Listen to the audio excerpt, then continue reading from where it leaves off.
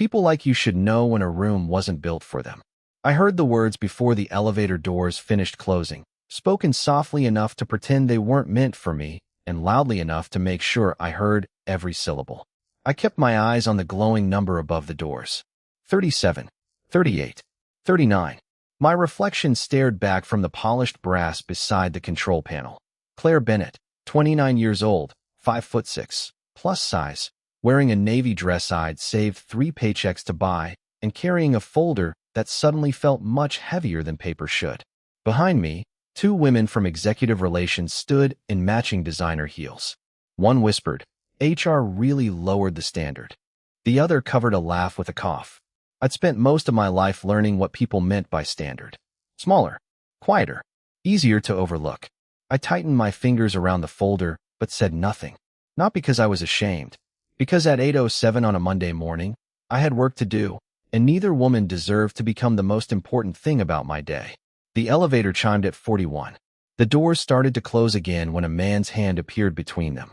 They opened instantly. So did the silence. Adrian Cole stepped inside.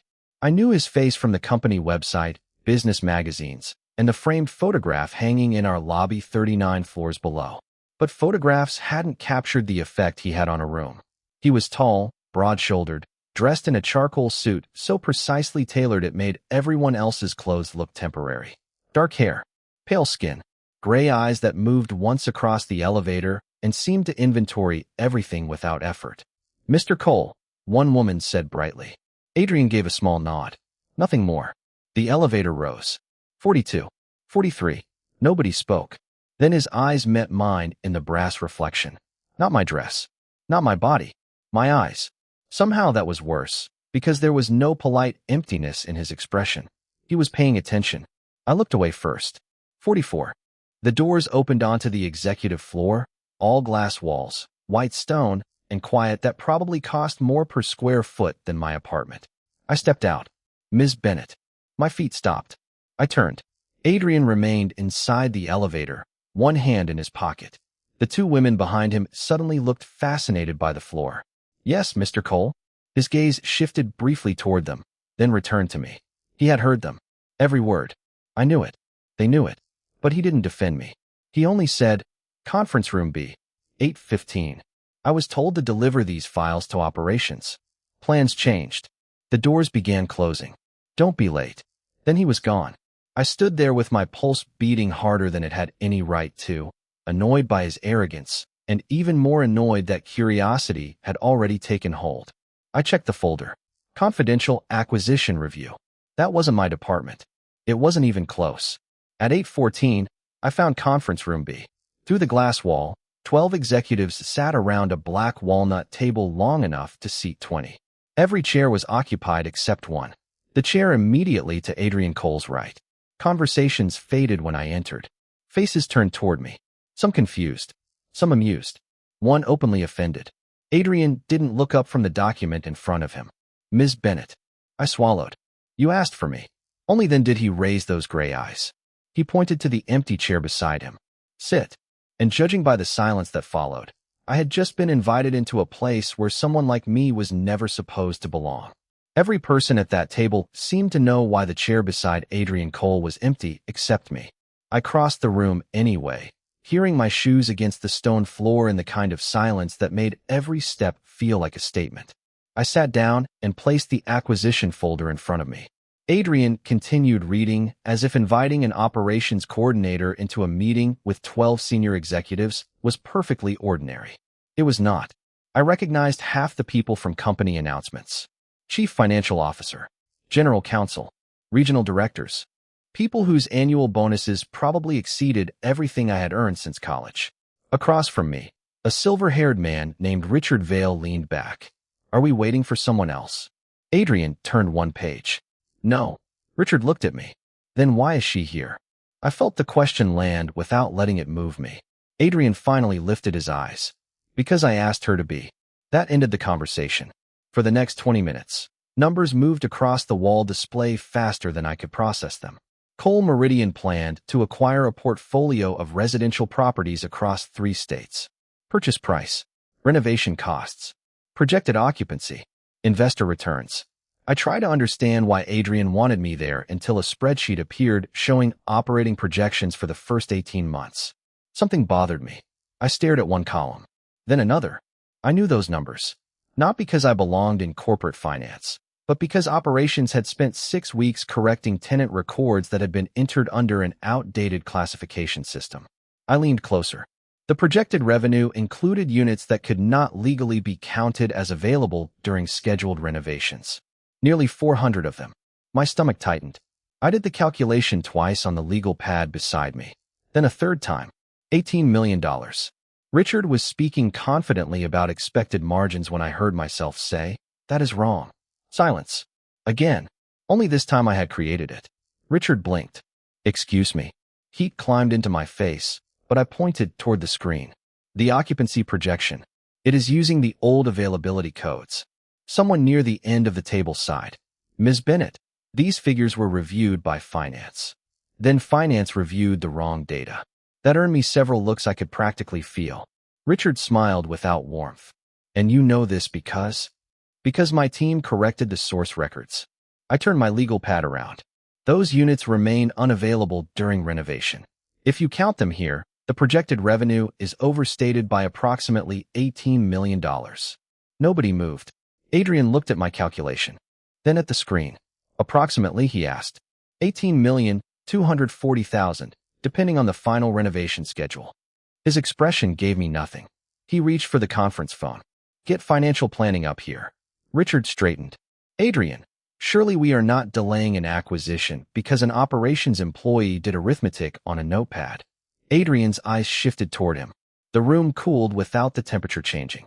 "We are delaying it because I do not sign documents containing numbers I cannot trust." 10 minutes later, financial planning confirmed it. I was right. No applause followed. Somehow that made the moment feel more real. Adrian closed the acquisition binder. Meeting adjourned.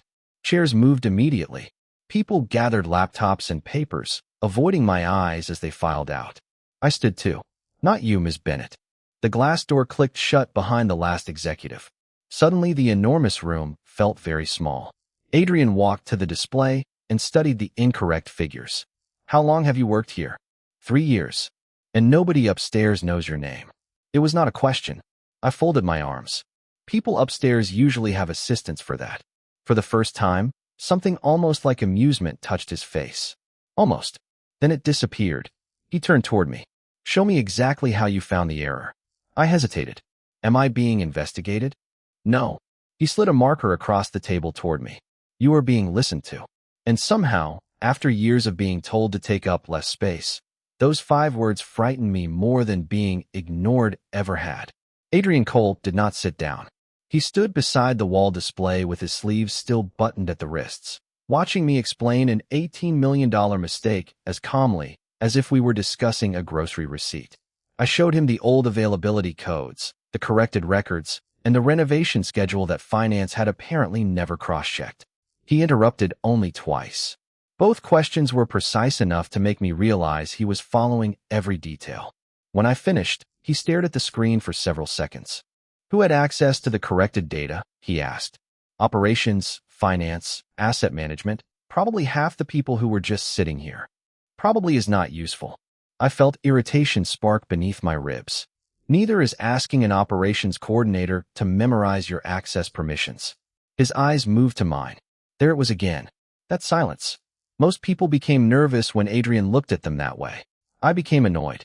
"You disagree with me often?" he asked. "I met you 27 minutes ago. And so far enough." The corner of his mouth shifted. "Barely." He walked back to the table and opened the acquisition binder. The error was not accidental. My irritation disappeared. "How do you know?" "Because accidental errors are messy. This one benefits a specific valuation, appears in exactly the right projection, and survives 3 internal reviews." I looked at the spreadsheet again. Suddenly, the numbers felt less like numbers. "You think someone changed it deliberately?" "I think someone expected me not to notice." "You did not notice." The words escaped before good judgment could stop them. Adrian slowly raised his head. I should have apologized.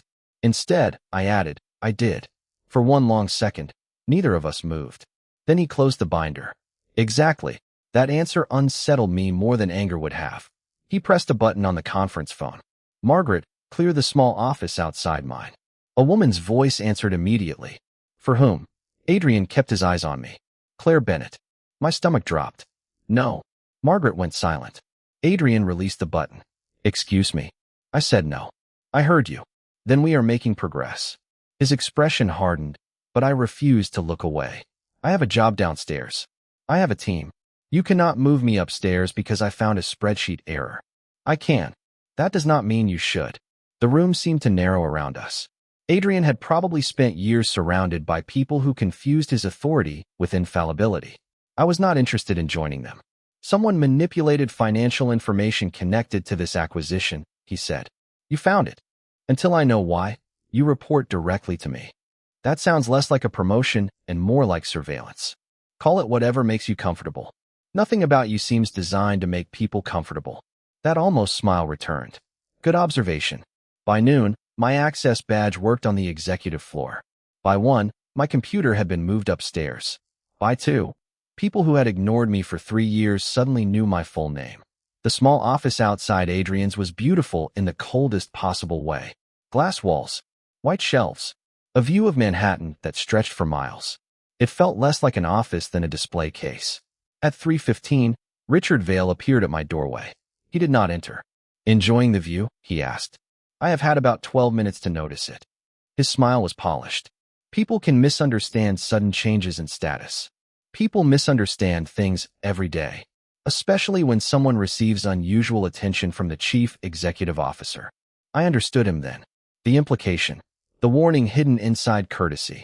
Before I could answer, another voice came from behind him. Richard. Adrian stood in his doorway. Richard turned. We were only talking. Now you are finished. Richard left without another word. I looked at Adrian. I did not need you to do that. He was bothering you. Then I would have handled it. Adrian studied me as if that possibility had never occurred to him. You have a strange definition of help, I said. And you have a strange relationship with authority. Maybe authority has a strange relationship with me. For the first time, Adrian actually smiled. It lasted less than a second, but I saw it. Then he placed another folder on my desk. Find out who changed the numbers. I looked down at it, then back at him. And if I find someone you trust? His smile vanished. Especially then. That was when I understood why he had moved me upstairs. Adrian Cole was not keeping me close because he trusted me. He was keeping me close because, in a building full of people who feared him, I might be the only person willing to tell him when he was wrong. By Wednesday morning, everyone on the 44th floor had learned 2 things about me. I worked directly for Adrian Cole, and nobody understood why. The first made people notice me. The second made them invent explanations. I heard one at 9:20 while pouring coffee in the executive kitchen. 3 years downstairs, then suddenly she gets an office beside his. A man answered, maybe spreadsheets are not her only talent. Their laughter stopped when I stepped around the corner. I recognized both of them from asset management. Neither looked embarrassed. That bothered me more than the comment. I set my coffee on the counter. If you are curious about my qualifications, my performance reviews are available through Human Resources. One man adjusted his tie. Claire, nobody meant anything. Then you should have no trouble explaining exactly what you meant. Silence. I picked up my coffee and walked out before my hands could reveal how angry I was. By 10, the story had reached Adrian. Of course it had. His assistant, Margaret, appeared at my doorway with the expression of someone delivering a weather warning. Mr. Cole wants to see you. Adrian stood behind his desk when I entered. 2 names were written on a yellow legal pad. The same 2 men from the kitchen. Did they say it? He asked. Apparently you already know. I asked if they said it. Yes. He reached for his phone. What are you doing? Removing a problem. Put the phone down. His hand stopped.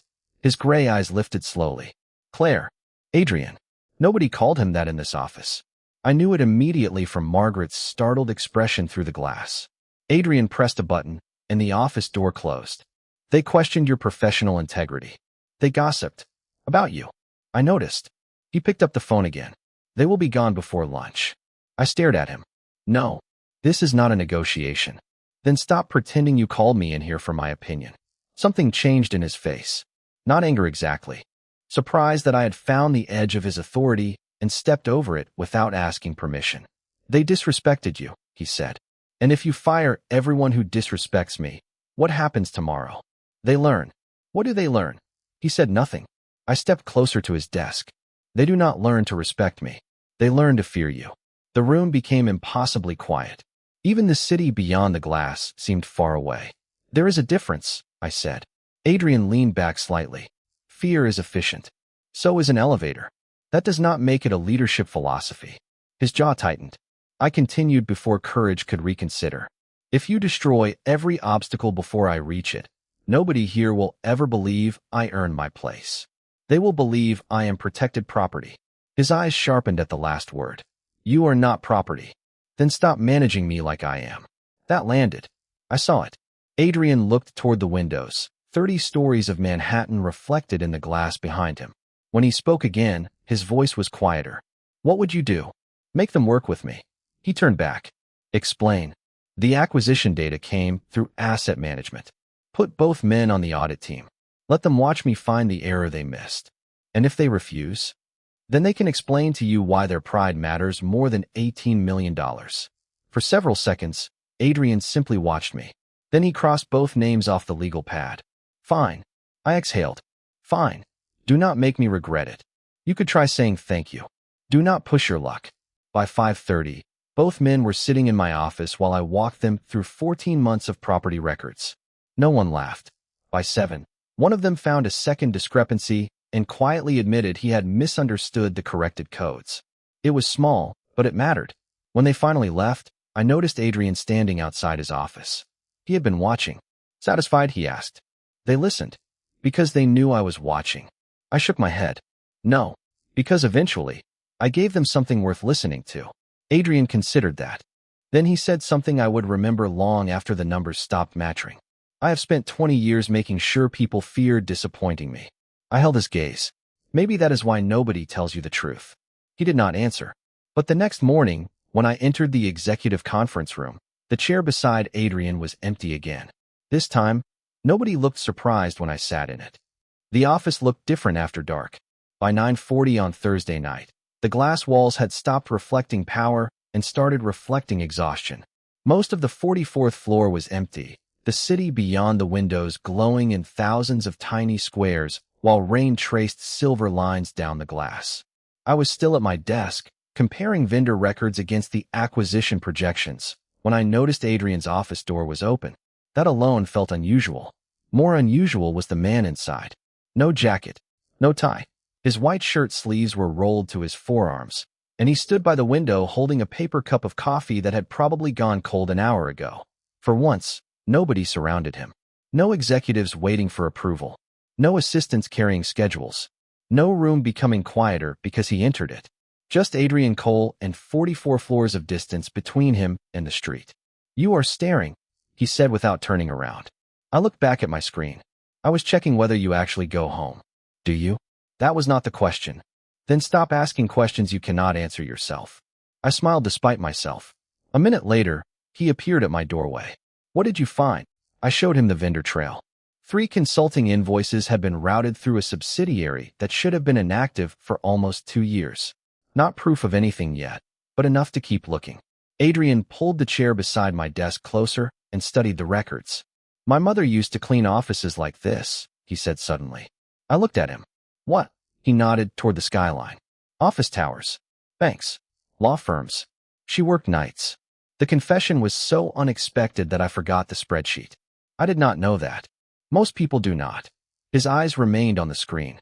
She would bring me sometimes when childcare fell through. I would sit in empty conference rooms doing homework while she emptied trash cans for people whose names were printed on the doors. I tried to reconcile that boy with the man everyone upstairs treated like gravity. Is that why you built all this? Adrian gave a quiet breath that was almost a laugh. I built it because I decided nobody would ever look through us again. There it was. Not ambition. Not exactly. Memory sharpened into armor. I understood that better than I wanted to. People looked through you, he asked. I realized my face had answered before I did. People looked at me. I said. That was usually the problem. His expression changed. I stared at the rain. When you are a bigger girl, everyone has advice. Wear this. Do not wear that. Be confident, but not too confident. Take up space, but only the kind people find acceptable. I spent years thinking if I became useful enough, funny enough, quiet enough, nobody could object to how much room I occupied. Adrian said nothing. That was becoming one of the things I respected about him. When something mattered, he did not rush to fill the silence. And now, he finally asked. Now I let them object. His eyes met mine. Good. One word. No pity. No compliment disguised as reassurance. Just good. Something in my chest loosened. You know, I said, for a ruthless executive, you are surprisingly tolerable after 9 at night. Do not spread that around. I have a reputation. I laughed, and this time he smiled too. A real one. It changed his entire face. For several seconds, the office felt smaller, warmer, almost ordinary. Then my computer chimed. A new audit result appeared. I opened it, and whatever softness had entered the room disappeared. The inactive subsidiary had not merely received questionable invoices. Someone had accessed it repeatedly from an executive account. Adrian leaned closer to the screen. Whose account? I opened the authorization record. My stomach tightened. Richard Vale. I looked at Adrian, expecting anger. Instead, I saw something colder and sadder. You trusted him, I said. Adrian remained silent for a long moment. He gave me my first serious investment when nobody else would. The rain tapped softly against the windows. I understood then that we had not uncovered another accounting problem. We had found the beginning of a betrayal. Adrian straightened and put his jacket back on, rebuilding the armor piece by piece. Do not tell anyone what you found. Adrian. He paused at the door. What? I looked at the name glowing on my screen. You told me to look especially closely at people you trust. His gray eyes settled on mine. I was hoping you would prove me wrong. Richard Vale did not deny it. That was the part one remembered most. Friday morning, he walked into Adrian's conference room carrying the confidence of a man who believed 17 years of loyalty had purchased him immunity. I sat 3 chairs away with the audit records open in front of me. Adrian sat at the head of the table, perfectly still. The board votes at noon, Richard said. If this acquisition stalls, investors walk. Adrian tapped one finger against the folder. You accessed the subsidiary account 23 times. Richard glanced at me. According to her. According to the system, I said. His smile tightened. Claire, adults are speaking. Heat rose behind my ribs, but Adrian spoke before I could. Choose your next sentence carefully, Richard. Richard ignored the warning. This is exactly the problem. You have allowed an operations employee to influence a transaction she does not understand. I turned my laptop toward him, then explained the invoices. He did not look. I do not answer to you. That is convenient. His eyes hardened. Adrian, remove her from this investigation, and I can still secure the board votes. Keep her involved, and I will recommend delaying the acquisition indefinitely. Silence settled over the room. There it was. The choice. Richard had made me the price of cooperation. I looked at Adrian and knew what he would do before he spoke. The acquisition can wait. Richard blinked. Think carefully. I have. Adrian closed the folder. Claire stays. Something inside me dropped. It should have felt like victory. Instead, anger came so quickly I could barely contain it. Richard left with a warning about the board, and the moment the door closed, Adrian turned toward me. We proceed with the audit. No. His expression changed. Not again. Yes. Again. I stood. You just risked the largest acquisition this company has attempted in 5 years because of me. Because the numbers are compromised. Then say that. I just did. Not to him. You said Claire stays. Adrian's jaw tightened. Because you do. You still do not understand. I gathered my notes, my hands trembling now. I never asked you to choose me. He wanted you removed because you found the truth. Then defend the truth. Defend the audit. Defend the work. Do not turn me into some symbol you have to protect. Adrian rose. I was protecting your position. By deciding what my position should be without asking me. He stopped. The silence between us felt different now. Not powerful. Painful. Claire, if I had agreed to his demand, you would have called me a coward. Maybe, but that was still my consequence to face. I looked through the glass walls at the office outside, at the desk he had given me, the access he had granted, the world he had pulled me into without ever really asking whether I wanted to belong there. You keep opening doors for me, I said quietly. Then you decide which one I am supposed to walk through. His voice softened. What was I supposed to do? That question stopped me because, for the first time, Adrian Cole sounded like a man who genuinely did not know. Ask me. 2 words. Nothing more. His eyes lowered. I returned to my office and packed the few things I had brought upstairs that week. A coffee mug, a notebook, the framed photograph of my mother and me at my college graduation. Adrian appeared in the doorway as I placed the photograph into my bag. What are you doing? Going home. Claire, I need space. Take the weekend. That is not what I mean. His face went still. I removed the executive access badge from my lanyard and placed it on the desk. For once, he did not give an order. He did not block the doorway. He simply stood there while I walked past him. At the elevator, I pressed the button and waited. The same polished brass reflected me back, but I did not look like the woman who had ridden up 4 days earlier. The doors opened. Before I stepped inside, Adrian called my name. I turned. He was still standing outside my office, holding the badge I had left behind. I chose you because I trust you, he said. I looked at him for a long moment. Then trust me enough to choose for myself. The elevator doors closed between us, and for the first time since meeting Adrian Cole, I was not wondering whether he would come after me. I was wondering whether he could learn not to. Adrian did not call me that weekend. No messages. No flowers. No black company car waiting outside my apartment. By Sunday night, the silence had become louder than any order he had ever given me. I told myself I was relieved. On Monday morning, I went to my old desk on the 5th floor and discovered my name still attached to it. Nobody had reassigned my position. Nobody had been told I was returning upstairs. Adrian had actually listened. At 11:30, Margaret called. Mr. Cole would like to speak with you. I stared at my computer. Is that a request? There was a pause. Yes. That single word was enough to make me go. I found Adrian waiting in the lobby instead of his office. No assistant. No executives. Just a dark overcoat, tired gray eyes, and 2 cups of coffee. He held one out. You take cream, no sugar. You remembered. I noticed things. That has caused problems before. I know. We walked outside.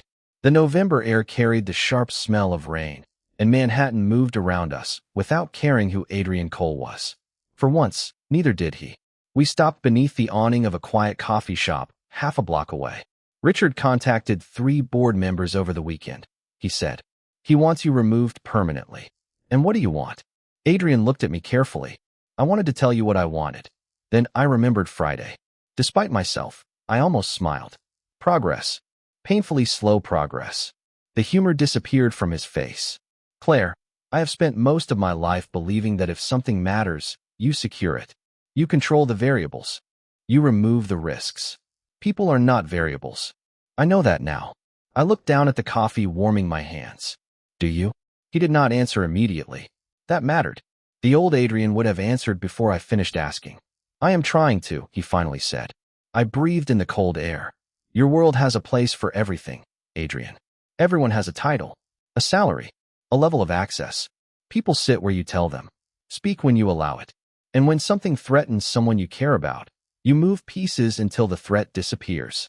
His eyes stayed on mine. You make that sound ugly. Sometimes it is. I swallowed. This was the part one had been afraid to say. I spent half my life being told I should make myself smaller. Smaller clothes. Smaller opinions. Smaller ambitions. Smile when people joke. Be grateful when they make room. Do not make anyone uncomfortable by taking up too much space. The city noise seemed to fade behind us. I stopped doing that years ago, I said. I am not starting again for you. Adrian's expression changed. Not anger. Something quieter. I never asked you to be smaller. You did not have to. Your world does it for you. He looked toward the tower behind us, 44 floors of glass and steel bearing his name. I finally said the words that had been sitting inside me all weekend. I am too big for your world, Adrian. He flinched almost imperceptibly. I continued before he could misunderstand. Not my body. Me. My voice. My choices. My mistakes. My right to walk through a door and decide for myself whether I stay. His coffee remained untouched in his hand. I cannot belong somewhere that only makes room for me because the most powerful man in the building ordered everyone else to move. For several seconds, he said nothing. Then, softly, I know. I had prepared myself for persuasion, for promises, for Adrian Cole to turn the entire city upside down until he found an argument strong enough to keep me. Instead, he stepped aside. Literally. One small step, clearing the path back toward my office building. What happens now? I asked. His face held something I had never seen there before. Uncertainty. You decide. My throat tightened. And if I decide to leave? He looked at me for a long moment. Then I let you. No command followed. No condition. I walked away, expecting every step to become harder. It did. At the corner, I looked back. Adrian was still beneath the awning, alone, watching me go without trying to stop me. That was the moment I understood something neither of us had understood before. For a man like Adrian, holding on had always been easy. Letting go was the first real act of trust he had ever given me. For the next 3 weeks, Adrian Cole left me alone. Not ignored. Alone. There was a difference, and I felt it every morning when I entered Cole Meridian and my access badge opened exactly the doors my actual position required. No executive privileges. No special elevator clearance. No mysterious calendar invitations. I returned to operations, finished my regular reports, ate lunch with people who had known me before the 44th floor learned my name, and waited for some grand gesture that never came. Then the company started changing. The first announcement arrived on a Tuesday at 8:12 in the morning. All major acquisitions would now require independent verification of operating data before executive approval. The second came 2 days later. Employees could report concerns directly to an outside compliance firm without management interference. By Friday, Richard Vale had resigned from the board after an independent review confirmed the irregular transactions we had uncovered. There was no public humiliation, no dramatic statement, just facts, accountability, and a short company memorandum explaining that Cole Meridian was changing its internal controls. That surprised me more than anything. Adrian had always known how to remove a problem. Now he was learning how to repair the system that allowed the problem to exist. A week later, one of the men who had joked about me in the executive kitchen stopped beside my desk. "You were right about the acquisition data," he said awkwardly. "I know." He blinked, then laughed. "You really do not make this easy. Respect usually is not." He nodded and walked away. I smiled at my screen. Adrian had not forced that apology. That was why it mattered. The following Monday, Margaret appeared on the 5th floor carrying a plain manila envelope. "This is for you." "From Adrian?" She gave me a look. "Mr. Cole, you have worked for him too long. 12 years. That explains everything." She almost smiled before walking away. Inside the envelope was not a letter. It was an organizational proposal. Cole Meridian was creating a new strategic integrity and operations division with authority to audit major acquisitions before board approval. I read the job description twice. Then I reached the final page. Director. Reports independently to the Chief Executive Officer and Audit Committee. Position currently vacant. There was no offer letter. No salary figure. No signature line with my name waiting beneath it. Just a handwritten sentence at the bottom. "If you want to apply, Human Resources has the posting." That was all. I sat there staring at those words until my coffee went cold. He had created the door. He had not pushed me through it. I did not apply. Not yet. 2 more weeks passed. Other candidates interviewed. I knew because operations handled their temporary access credentials. Adrian never contacted me. The restraint was almost infuriating. On Friday afternoon, Margaret called my desk. "There are personal items in your former office upstairs. Facilities needs the room cleared before Monday. Can they send them down?" They could. I heard something in her voice. But some things should probably be collected in person. At 5:40, I rode the elevator to the 44th floor for the first time in nearly a month. The brass walls reflected the same woman, but I no longer wondered whether I belonged there. That question had changed. The executive floor was nearly empty. Rain pressed softly against the windows, turning Manhattan into watercolor beyond the glass. My former office door stood open. The coffee mug and graduation photograph I thought I had packed were sitting neatly in a small box. Then I saw the office across the hall. Not Adrian's. The corner office beside his, previously used as an executive meeting room. The furniture had been removed. The walls were bare. On the desk sat one object. A nameplate. Claire Bennett. My breath caught. I told them not to install it. Adrian's voice came from behind me. I turned. He stood several feet away, hands at his sides, making no attempt to come closer. "Then why is my name on it?" "Because I needed to see whether I could build something for you without deciding that you had to accept it." I looked from him to the empty office. "That sounds suspiciously like growth." "I have been told it is uncomfortable." Good. A faint smile touched his face. Then he reached for the nameplate, lifted it from the desk, and held it out to me instead of putting it where he wanted. This belongs to you only if you decide it does. I took it. The metal felt cool and unexpectedly heavy in my hands. Behind Adrian was another door, the one to his own office, closed as always. He glanced at it, then back at me, and without saying another word, he walked toward it.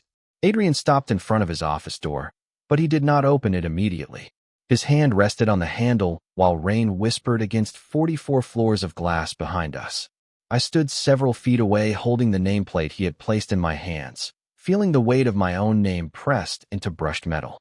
A month ago, Adrian would have told me where to sit, what to investigate, which door I was expected to walk through. Tonight, he simply turned the handle. The door swung open. Warm light spilled across the hallway. "Come in," he said, then paused. Something almost amused passed through his gray eyes. "If you want to." I laughed softly. "You are getting better at that." "It is exhausting." I stepped inside. His office looked exactly as I remembered it. Dark wood, clean lines. Manhattan stretched beyond the windows like something he had once believed could be controlled from 44 stories above the street. But there was one difference. The chair across from his desk had been moved beside it. Not beneath him, beside him. I noticed. Of course I noticed. "The board approved the new division this afternoon," Adrian said. "Unanimously. Richard would hate that. Richard no longer gets a vote." I walked toward the windows. "And the acquisition? Repriced using the correct data. Smaller return. Better deal for the tenants. We close next month." I turned toward him. "You accepted a lower return?" Apparently numbers are not the only things worth measuring. That sounded so unlike the man I had met in the elevator that I almost smiled. "Almost." Adrian nodded toward the nameplate. "Human Resources will interview you Monday if you apply." If. The words settled between us. No pressure hiding behind it. No expectation. Just choice. I ran my thumb across the letters of my name. "You know what I told you outside that coffee shop?" His expression softened. "I remember every word. I meant it. I know. I am still too big for your world, Adrian." For one heartbeat, neither of us moved. Then he walked past me toward the office door and opened it wider. Not dramatically, not like a man making a declaration, like someone finally understanding something simple that had taken him years to learn. He looked back at me. "Then make it yours." My breath caught. There were 100 answers I could have given him. Instead, I looked through that open doorway toward the empty corner office across the hall. My office, perhaps. Or perhaps not. That was the point. "What if I change things you like?" I asked. "You will." "What if I disagree with you in front of the board?" "You already have." "What if I tell you that you are wrong?" A faint smile appeared. "Frequently, I assume." I laughed. Then my voice became quieter.